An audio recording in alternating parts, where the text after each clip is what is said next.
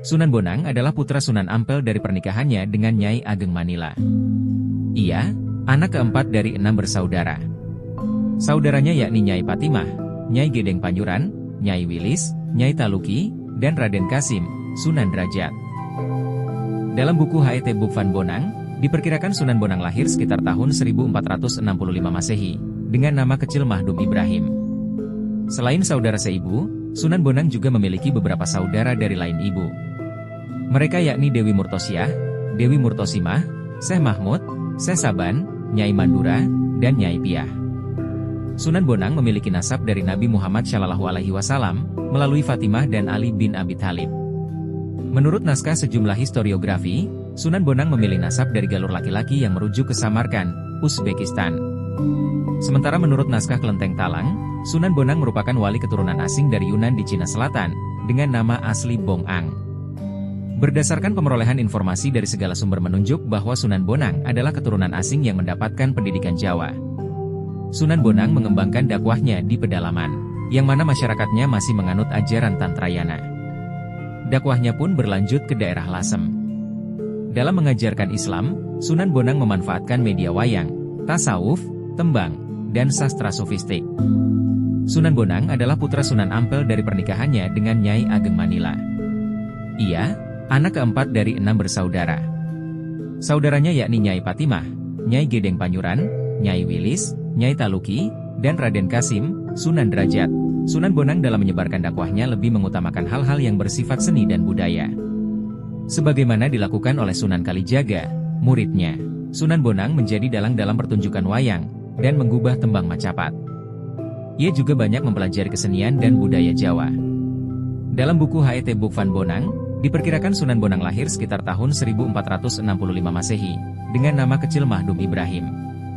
Selain saudara seibu, Sunan Bonang juga memiliki beberapa saudara dari lain ibu. Mereka yakni Dewi Murtosiah, Dewi Murtosimah, Syekh Mahmud, Syekh Saban, Nyai Mandura, dan Nyai Piah. Sunan Bonang memiliki nasab dari Nabi Muhammad SAW, melalui Fatimah dan Ali bin Abi Thalib. Menurut naskah sejumlah historiografi, Sunan Bonang memilih nasab dari galur laki-laki yang merujuk ke Samarkand, Uzbekistan. Sementara menurut naskah Kelenteng Talang, Sunan Bonang merupakan wali keturunan asing dari Yunan di Cina Selatan, dengan nama asli Bong Ang. Berdasarkan pemerolehan informasi dari segala sumber menunjuk bahwa Sunan Bonang adalah keturunan asing yang mendapatkan pendidikan Jawa. Sunan Bonang belajar pengetahuan dan ilmu agama dari Sunan Ampel bersama santri-santri lainnya, seperti Sunan Giri, Raden Patah, dan Raden Kusen.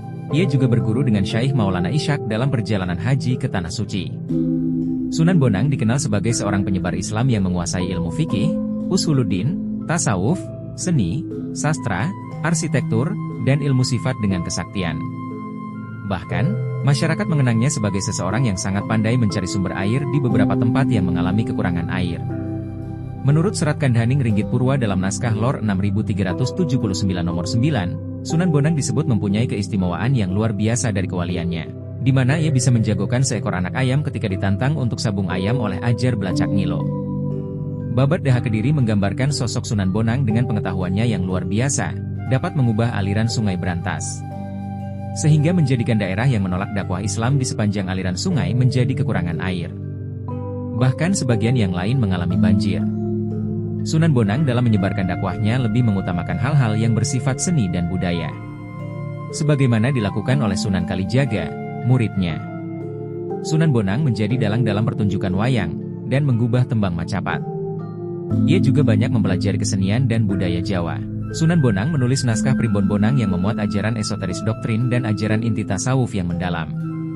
Selain itu, ia juga menulis Suluk Wujil atau kitab yang berisi pengetahuan tasawuf yang lebih dalam dan rahasia, esoteris.